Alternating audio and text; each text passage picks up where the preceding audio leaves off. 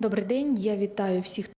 Welcome, everybody, and thank you for joining us at this press conference by Ukraine Media Center at Ukrinform. The war is raging on. Today we are seeing the 170th day of the full-scale aggression, and we appreciate all the efforts of those sharing the information about the heroic resistance of the Ukrainian people. At 13:30 we will have a head of the Donetsk Regional Military Civil Administration who will be talking about the situation in the Donetsk region. At this point, I would like to introduce our guest, Mr. Rostyslav Karandieiev, the first Deputy Minister of Culture and Information Policy of Ukraine. Today's topic is the law on ensuring the functioning of the English language as the language of international communication. Mr. Karandieiev, would you please inform us about the steps your ministry is taking? Welcome, dear colleagues. Indeed, the topic that has been announced for today's event is one of the topics that we are working on at the ministry, among other priorities. The event that has marked a decisive and irreversible step of Ukraine towards accession, the EU. The commitments that Ukraine has undertaken are also constituting a list of challenges, including the government bodies that are called to ensure the functioning of and realization and implementation of the necessary steps throughout the Ukrainian territory. Today, I would like to share with you a number of achievements in the context of the need of the Ukrainian population today. The Ukrainian constitution, as you will have remembered, was adopted quite a long time ago. We celebrated the 25th anniversary last year when the independent Ukraine has adopted a new constitution. But there are a number of provisions in the text that perhaps were ignored and were not given an attention it deserves. I would like to mention a special article here, Article number 10 of the Ukrainian Constitution, that stipulates that the state encourages the mastering of the languages of international communication. What kind of political debacles we saw at that time?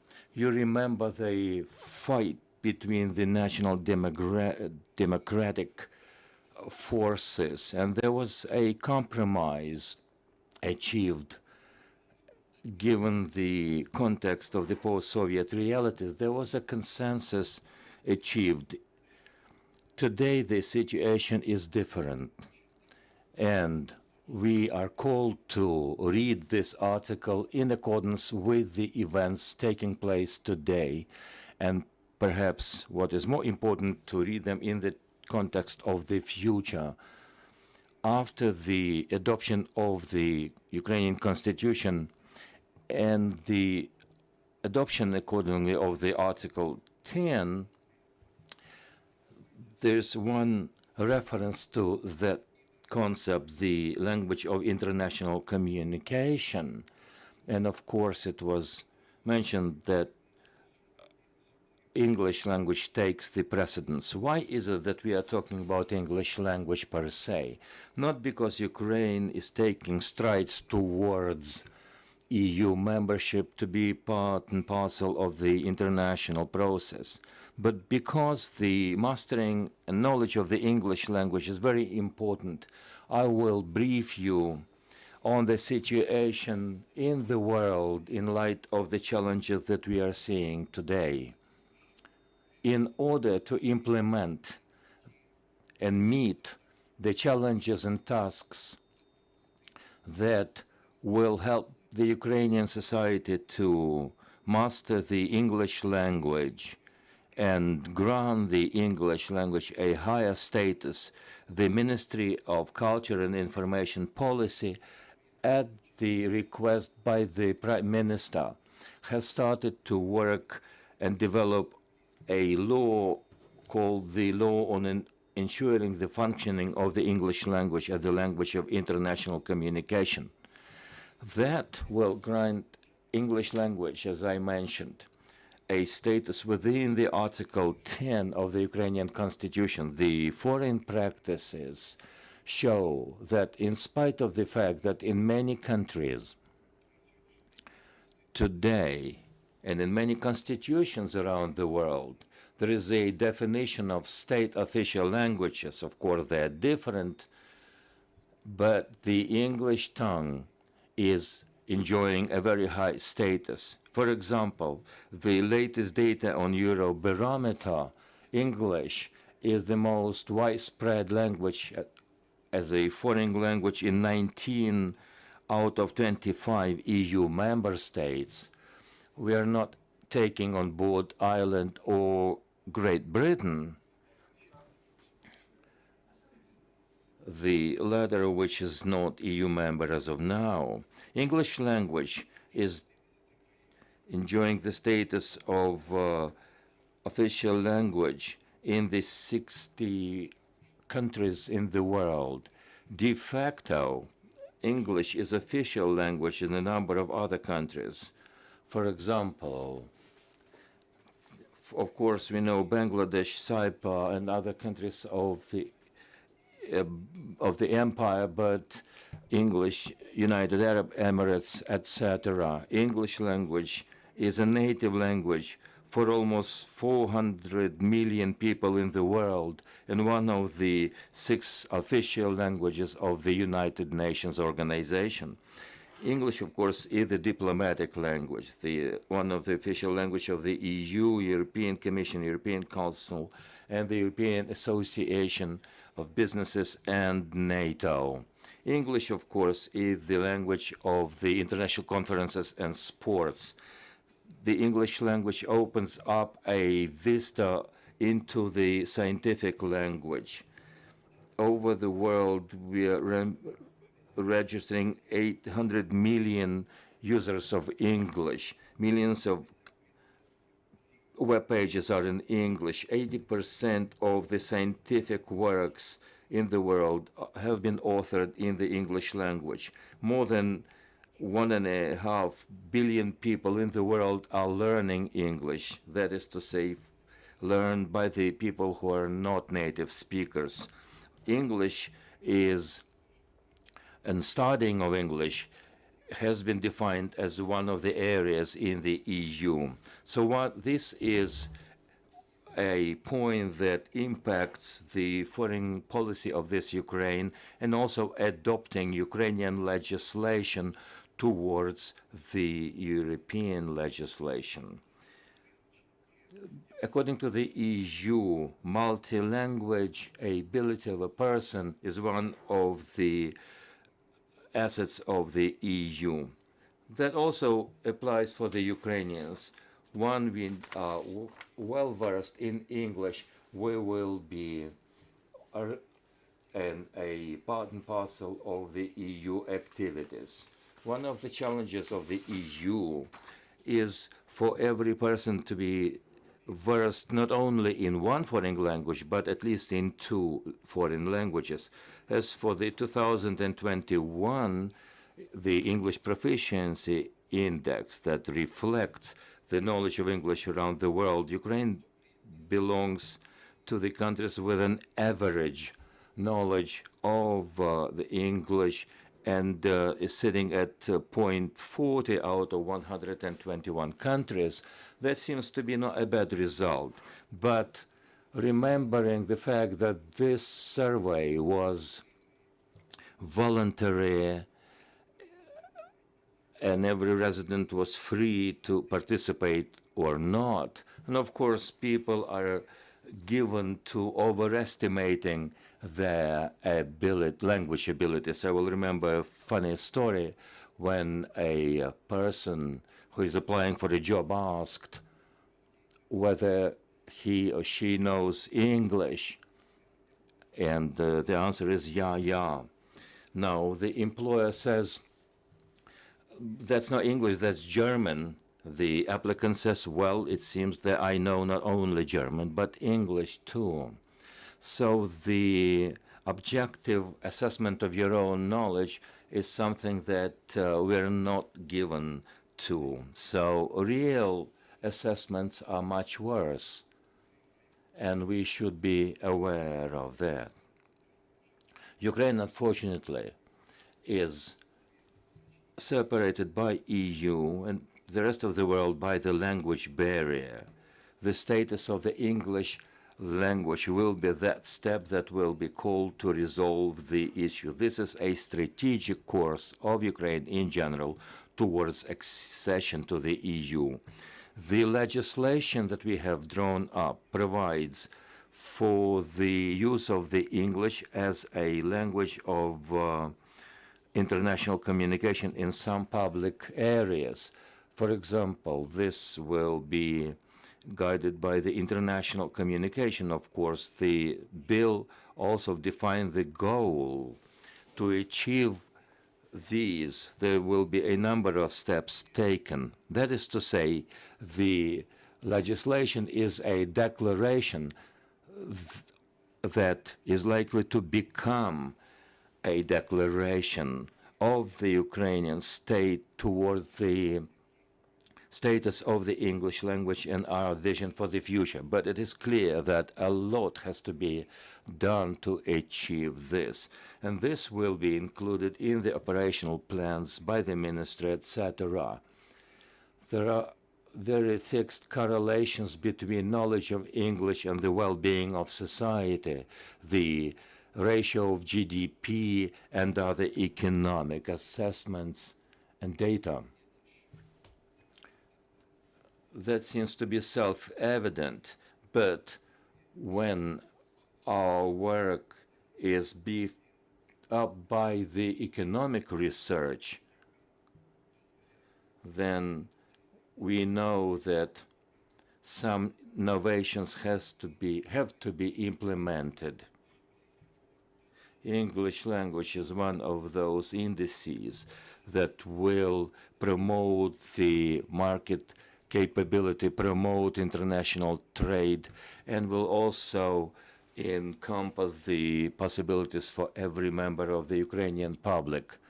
The bill of the law, working on it, I've been talking to my colleagues in different ministries, and I hear the response that we should not be striving towards such high indexes of knowing the language. You know, our officers don't use English. What we need at this point in time is to understand that failure to use English, it's because we don't use English. But let us imagine a situation when a specialist, a public servant, or an officer of the local authority body in some, not in the capital city or not in the regions close to the border, will know English.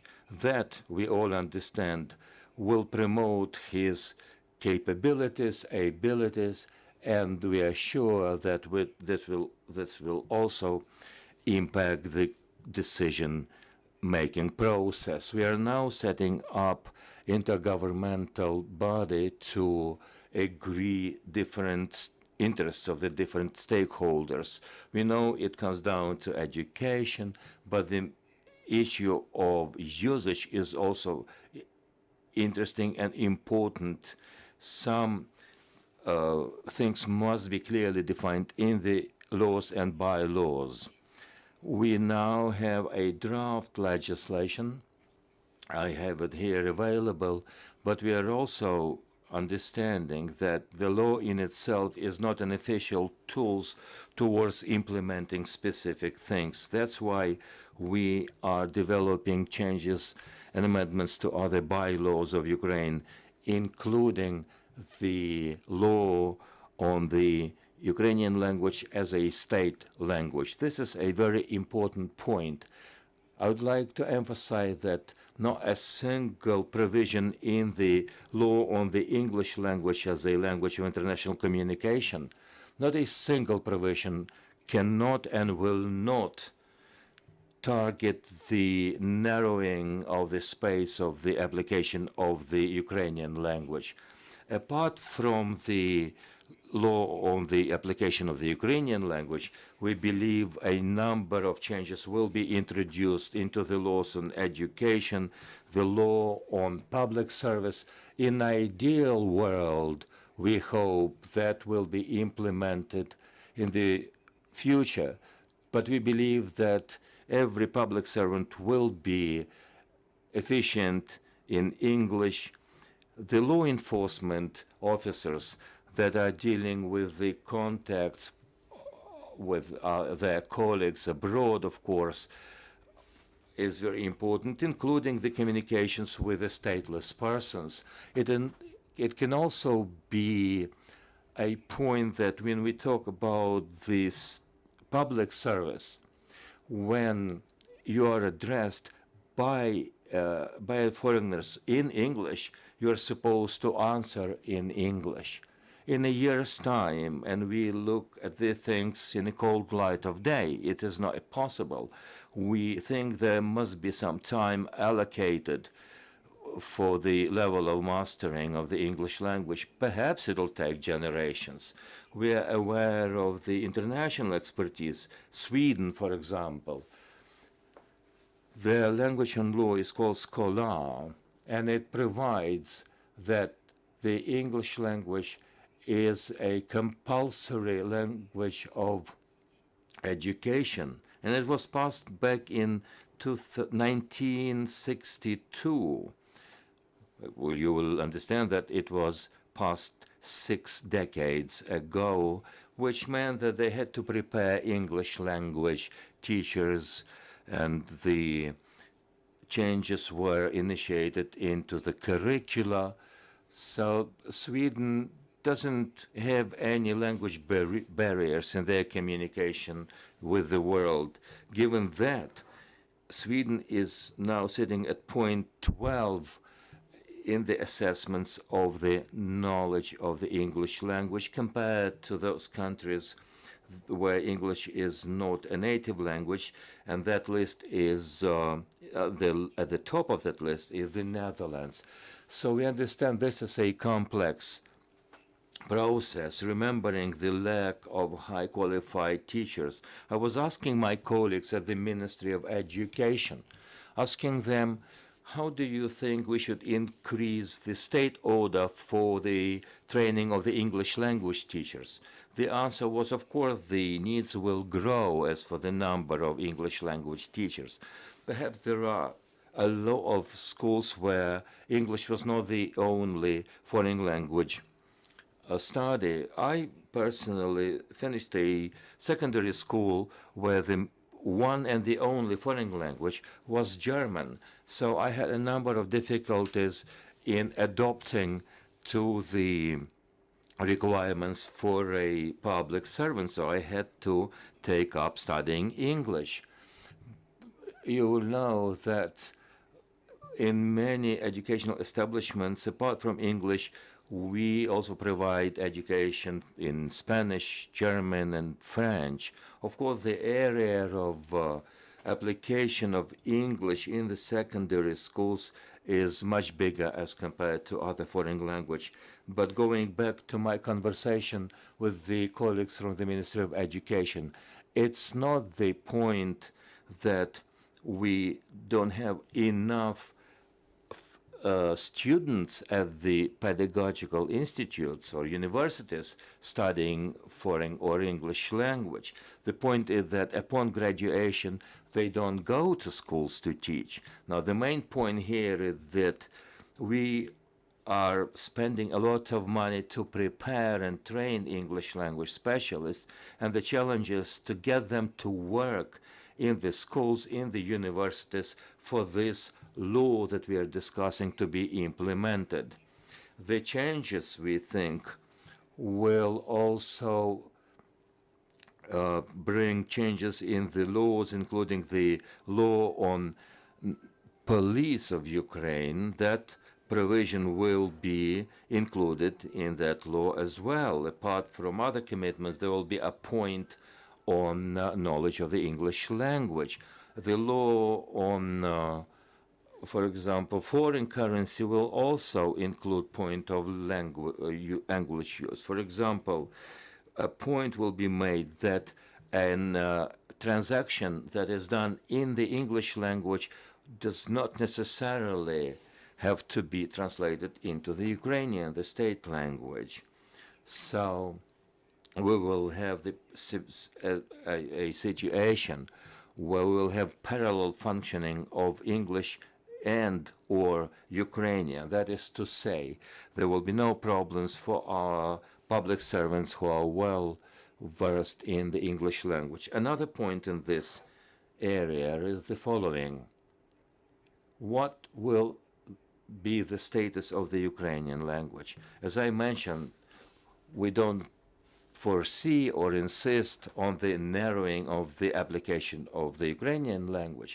When the law on cinematography is passed, part of that is the use of the English language that is done in the original work must be translated into the Ukrainian language.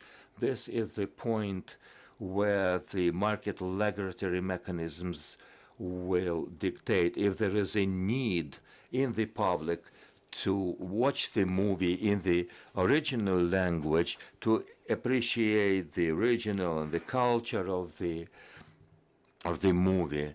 That possibility will be granted. Otherwise, there will be special requirements for the implementation of the law on Ukrainian language as a state language. That means that movies either will be dubbed or dubbed into Ukrainian or translated into that. And of course, it comes down to the radio broadcast. There are a number of provisions that call for the intrusion of the state. As I mentioned before, that means the regulation of the level of knowledge of English as a international communication means. It is important that we should enjoy that possibility not only in the training process. All of us here in the audience are past our school days. Some of us had English classes, and some of us have learned it. Other people are not that good. So we foresee some preferentials for the public servants who are studying English as a language of foreign communication. That will mean that interactive steps will take place, including applications that will be used in the modern means of communication. We would like to provide impetus in the law and bylaws for the people willing to and desiring to master English. There will be a number of competitions and so on. Of course, today we cannot say that the state will be engaged in those processes big time. It's a big ask for the future. Of course, the necessity of knowing the language for the officers in the central governmental and executive bodies is now very relevant. But in the future, that list will go down the authorities to the local administrations. We will be discussing those issues in the framework of our intergovernmental work. Of course, that bill will be submitted to the discussion in the parliament. We want to do this step by step to have some clear-cut priorities.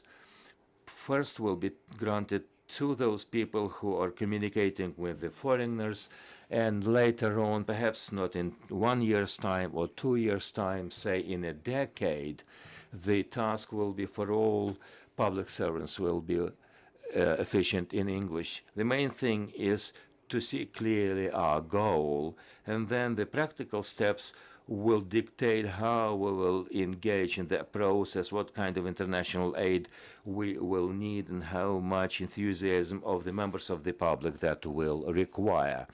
That, in a nutshell, is my message as for the law on ensuring the functioning of the English language as the language of international communication. Of course, I would like to touch upon other issues related to this opportunity. They deal with language, in particular with the English, with the Ukrainian language,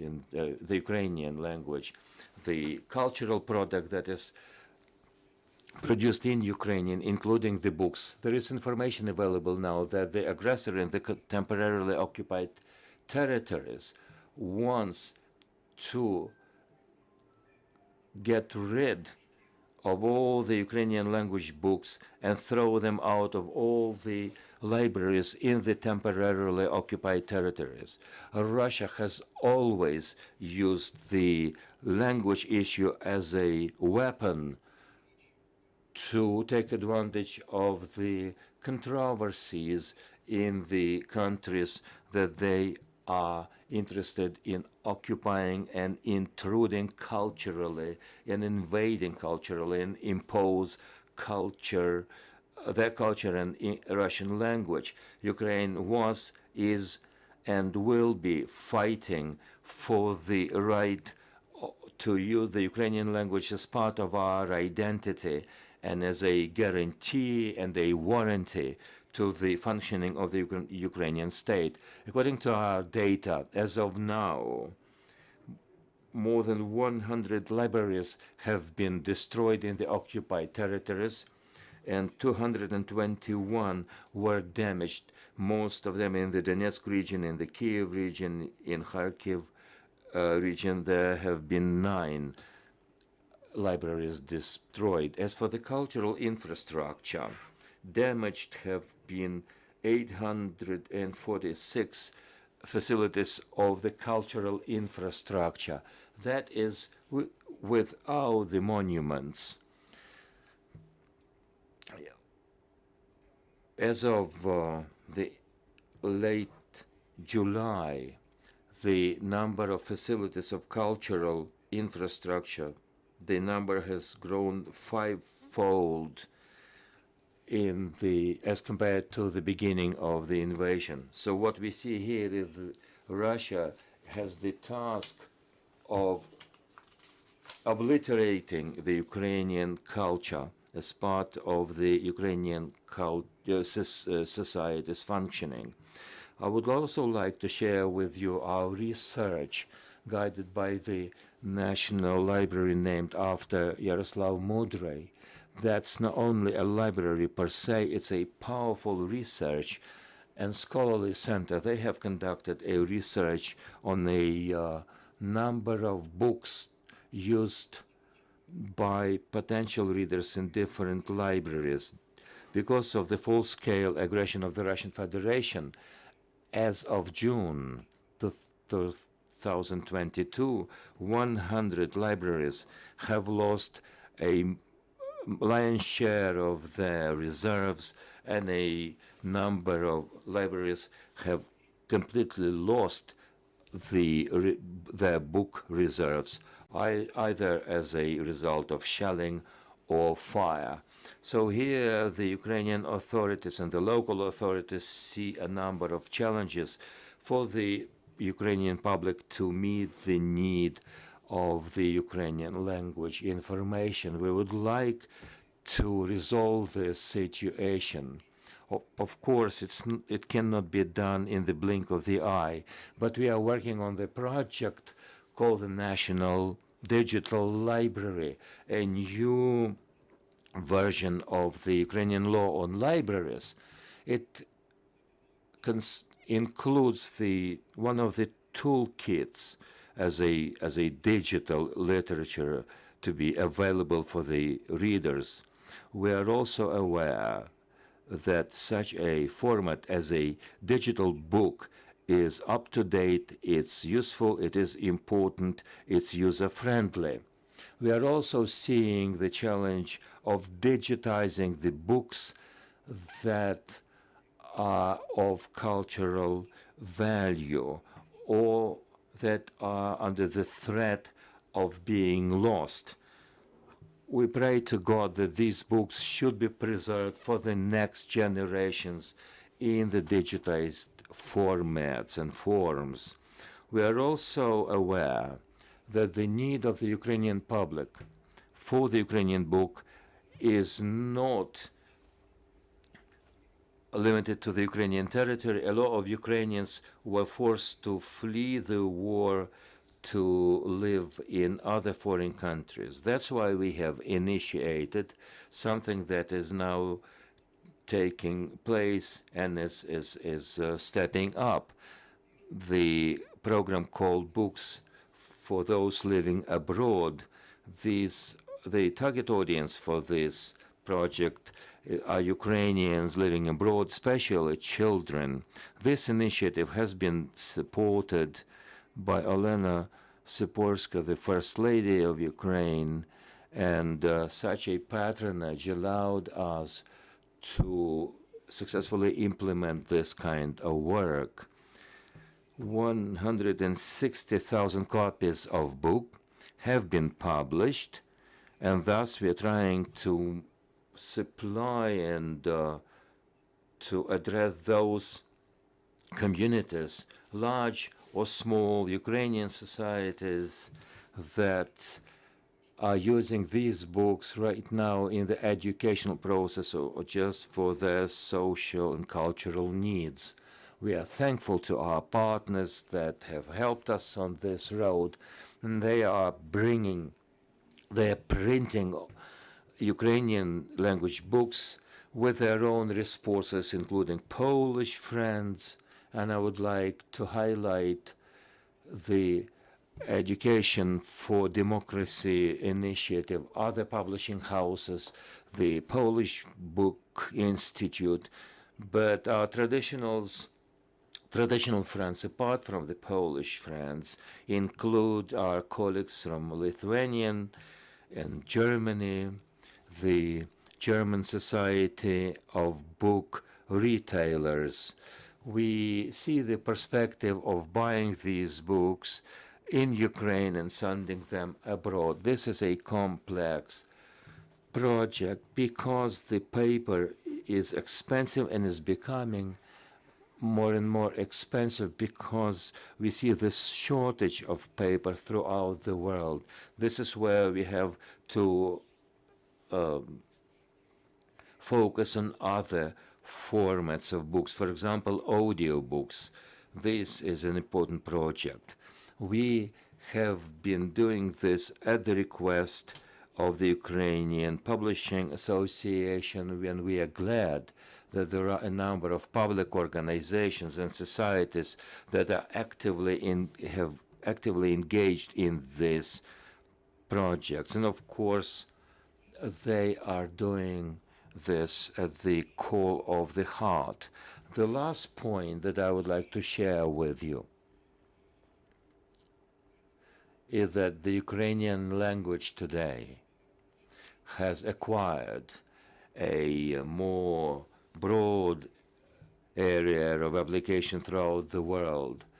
Those people who cannot use it on a daily basis because of the Russian aggression have become Ukrainian language speakers, testifying to the fact that Ukraine is acquiring its own identity as a separate identity from the Russian world.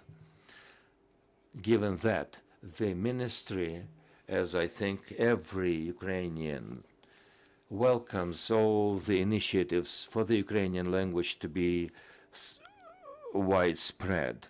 We also have to mention that the area of use of an application of the Russian language should not be limited to the point where the freedoms of the Ukrainians are breached. Of course, there are a lot of Ukrainians who are Russian language speakers, but we are also doing our best to make sure that Ukrainian language, in accordance with the Ukrainian law of the Ukrainian language and its function and application as a state language must be granted a possibility to be used throughout the Ukrainian territory. I am ready to answer your questions. Once you are interested in the statistical data that I have mentioned, I will be glad to share it with you after this press conference is over.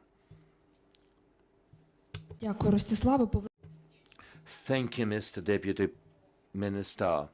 Going back to the law on ensuring the functioning of the English language as the language of international communications, who were the stakeholders working on it, when this bill will be at the Parliament's reading? It was initiated by the Prime Minister, Mr. Shmyhal. By the way, tonight they're having a meeting on this particular issue, and the stakeholders will be participating in this meeting. This is a tool to implement a number of tasks. Apart from the law, a number of bylaws must be developed. A very powerful activity in this innovative work has been done by Ministry of Informational Transformation, and we are thankful to our partners, the Ministry of Education, Ministry of Foreign Affairs, Ministry of Justice. Currently, there is a clear understanding by the majority of the public that English must be promoted. Even those who are not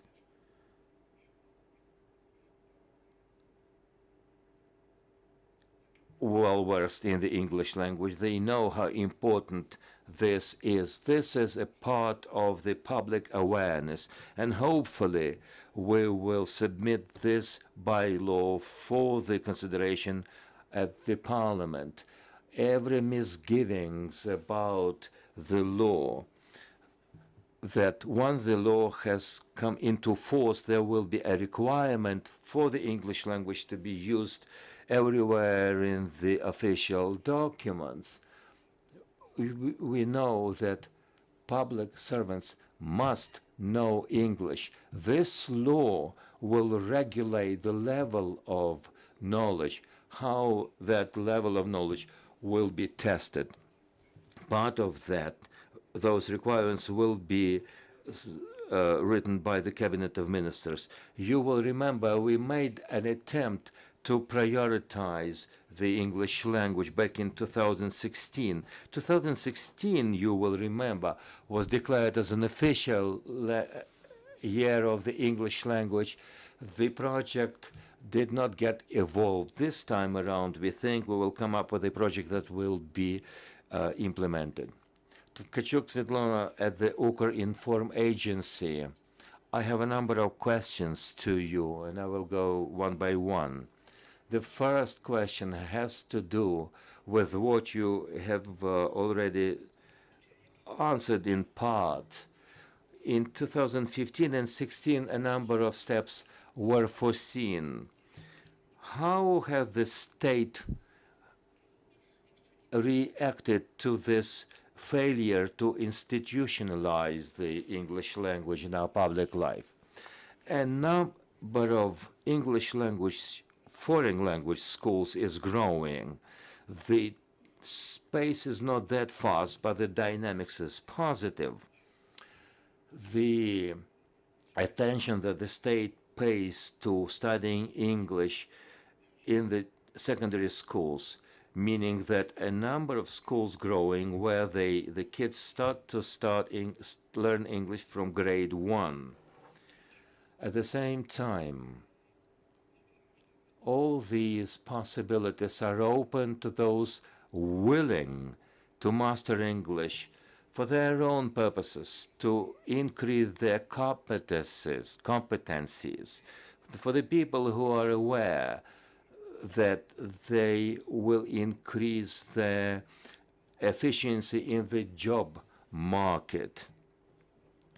We are not also increasing the rights, but also the requirements for the knowledge of English. Those people who were happy enough not to use English in their professional life. And I underscore the fact that it's about professional life, about the working relations.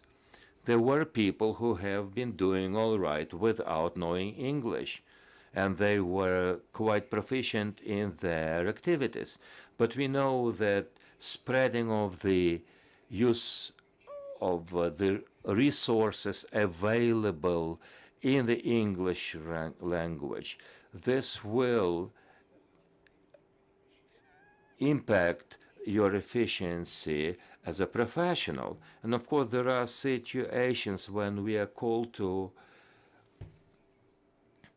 provide for a better communication with the world community. After the war is over, we will have more communications with the foreigners coming to Ukraine, and we must understand that these foreigners must feel comfortable here in Ukraine.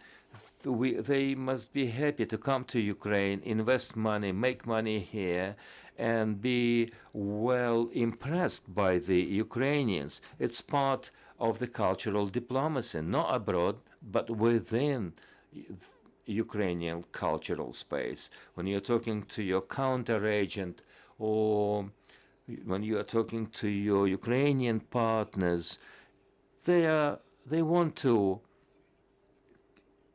appreciate the ability to communicate with the language English speakers in Ukraine. Of course, we realize that this process must be regulated, must be formalized, so that the government bodies and the self-government bodies must be represented by the officers that communicate in English well. We also understand the English language is part of the European integration. Do you think that this will lead to the Latinization of the Ukrainian language? We saw some discussion in the public area when we were talking about going from the Cyrillic to Latin alphabet. It's not about that. It is a matter of separating from the Russian language. That does not mean that we are likely to lose the values and the achievements of the thousands of years of the Ukrainian language in the Cyrillic alphabet. We are not talking about that in any sense. We are saying that the Ukrainian public must be well trained. The Ukrainian public must be people of Orthodox culture, that expands throughout the world. But if people know Chinese or other languages, it's all the more better. Do you have any more forecasts about how this law will impact the labor market?